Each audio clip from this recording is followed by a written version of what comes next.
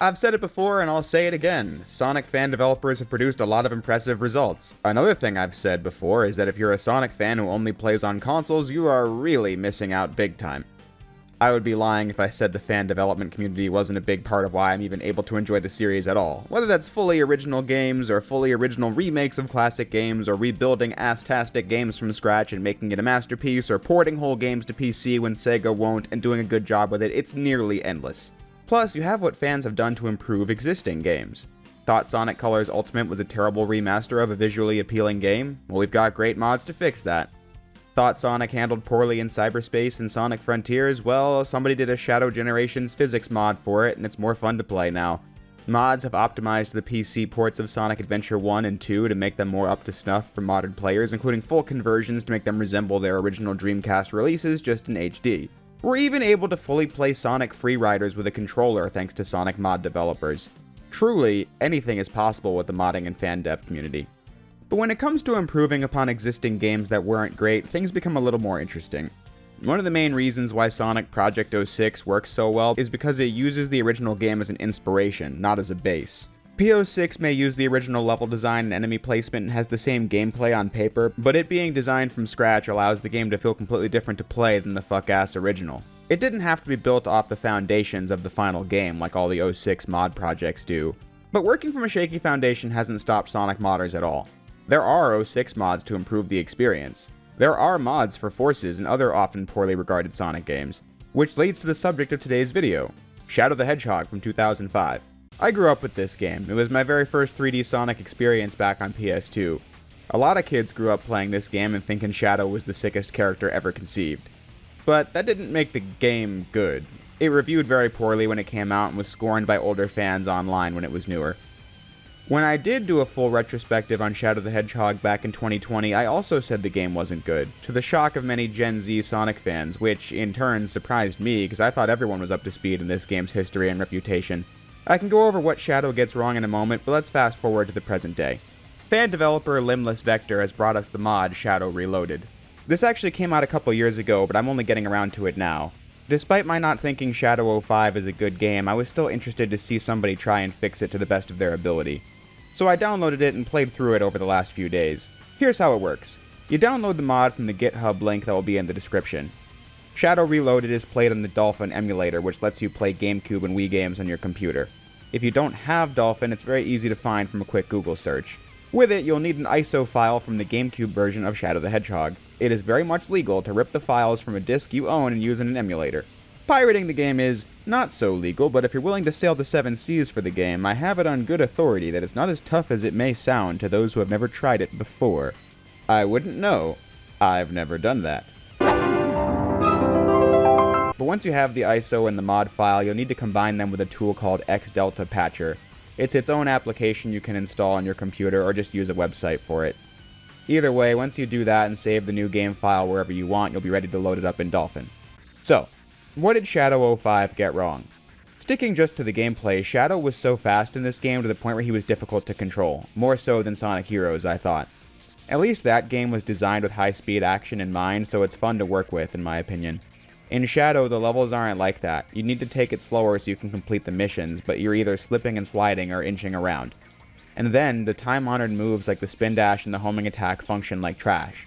Spin dashing can only be done at a standstill unlike prior 3D games, and the homing attack, for reasons that elude me, just sends you flying all over the place. Many parts of stages were really slow, like falling out of the sky really slowly or climbing up laser pipes at a glacial pace. Vehicles all sucked and weren't fun to use. The missions were often these massive scavenger hunts where you just can't miss a single target that brought the whole pace way down. And you had to beat the game 10 different times to unlock the true ending.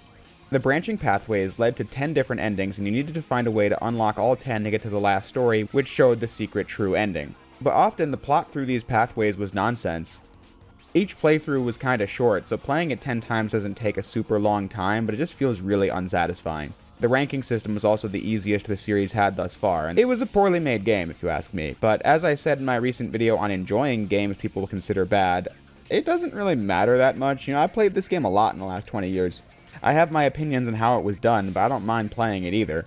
I know my way around it, which is why I was excited to finally play the mod. Right away, I thought the mod looked really good. It's not a 4K texture redo or anything, it is the original game, but you can play it well in 16:9 with the UI edited to work well in that format. And there have been some fixes like bloom reduction too, making the game more visually appealing. But then Shadow Reloaded fixes or improves any of the original game's issues. I'll start by looking at the list of bigger ones I went over a moment ago. The controls feel a lot better to work with in this version. Shadow still runs really fast in this, but at top speed he feels easier to control. But the levels weren't really that designed around speed anyway, so the other fixes are more important. The homing attack is much faster when spamming the button, and the accuracy is better than the original. Sometimes it veers off, but a huge improvement over the original nevertheless. Another nice improvement is that if you want to do the jump dash instead of the homing attack while enemies are nearby, you can hold down the L button to force a jump dash. The trailer on YouTube shows sections where this would be useful for speedrunning, which will be important in a moment. A lot of Shadow Reloaded's improvements involve the pacing of the stages. For example, in Digital Circuit, Shadow has to wait a long time to ride up these laser poles, but in Reloaded it's much quicker. In Mad Matrix, Shadow has to ride these digital trails and it was super slow. Here you can hold a button and make Shadow go really fast. This is useful in the neutral and hero missions where getting from point A to point B is the objective, but you can also press a button to slow him down, which could come in handy with the dark mission where you need to hit all the bombs in the trails. If you can think of any slow or clunky element from the original game, it's been improved with easy tweaks, such as the melee weapons being usable at high speed and doing frame-by-frame damage, or the saucer having a stomp instead of a floaty double jump so you can keep the flow going for as long as possible. The mech walkers in Sky Troops and Iron Jungle control the same on the ground, but instead of the super slow hover that kills the pace, you have a hover that's more akin to the mech walkers from the adventure games, which feels a lot better to play. The vehicles are also faster and easier to use, but Shadow is still more fun to use in the ground, but you gotta appreciate the effort. The next major thing that brought down the Shadow experience was the missions.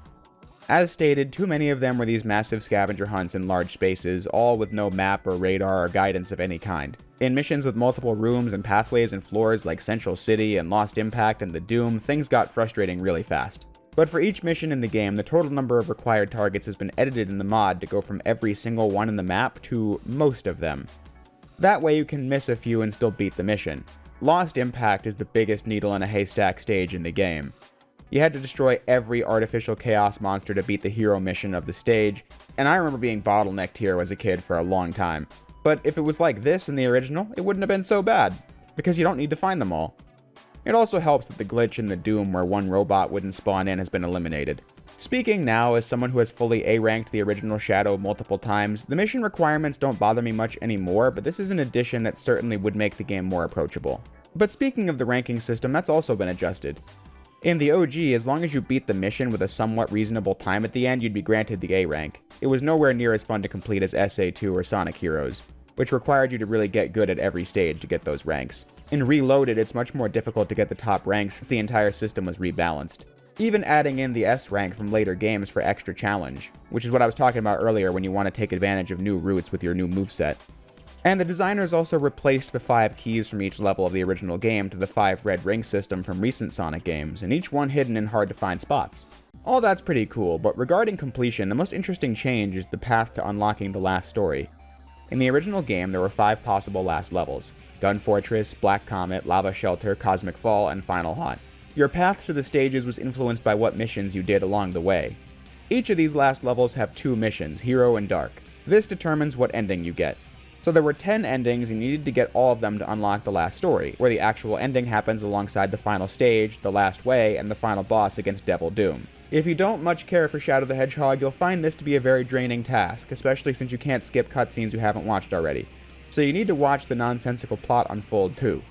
And then, there's so much repeat content if you play all 10 playthroughs too. It was just poorly thought out and wasn't that fun. In Shadow Reloaded, you only need to get 3 of the 10 possible endings, and then you unlock the last story. If you know what you're doing, you can beat Shadow Reloaded in less than 2 hours. Personally though, I would have done it slightly differently. I think 3 pathways is a little too generous. That way, you only need to play 30% of the intended experience before getting the last story. I would have changed it to 5 required endings. I think that's reasonable. That way you can encourage players to see all 5 of the potential final levels and get one ending from each one. And then the other ending in that stage will be optional. It especially works because some of them are pretty stupid. Like the true villain path ended at Gun Fortress, and you can either take over the world with Black Doom or betray him at the last second and take over the world. Yeah, that was totally worth playing the game again for. Same thing for Final Haunt in the opposite end of the mission tree. You spend the whole game helping the good guys fight the alien invaders, and then one ending here is the logical conclusion of that. Or, you can just betray Sonic at the last second because he's kind of annoying. That was really needed. What was also totally necessary was how Lava Shelter has 2 endings, and both of them are virtually identical. Point is, I think this game would have been better off with only 5 endings anyway, and I think that would have been a more balanced choice for the mod. But either way, I think cutting it down from 10 endings was a good choice. Once you beat the last story, you unlock Expert Mode. In the original, you had to A-rank every mission and boss in the game. Expert Mode lets you play all 23 stages in order with no mission other than getting to the goal ring. It wasn't so hard most of the time, Cosmic Fall being an obnoxious exception. But here, Expert Mode has been redesigned to be for true Shadow Masters. In Digital Circuit, the second level, you have to spin dash jump at an angle to reach different spots, which is crazy business for anyone who has played this game. You never have to spin dash anywhere in Shadow 05, which was kinda good because it's really clunky to use, but you gotta become a master to beat this mode. So it should definitely keep you playing if you try it, and it's got infinite lives, so that helps too. But at the end of the day, that's all I really gotta say about Shadow Reloaded. So what's the verdict? Did it save a bad game? Well, I don't think that's a useful lens to look at it through. I don't want to treat it as a zero-sum thing where if the game isn't transformed into the greatest game ever, it then has no value, because does it turn Shadow 05 into the greatest game ever? No, of course not. It's working from a foundation that isn't the greatest to begin with. If you thought the story was dumb and cringe, that's still the case now. If you don't think Cryptic Castle or Iron Jungle are super interesting levels, this isn't going to change your mind. But I don't think that's what it's about or what the project proves.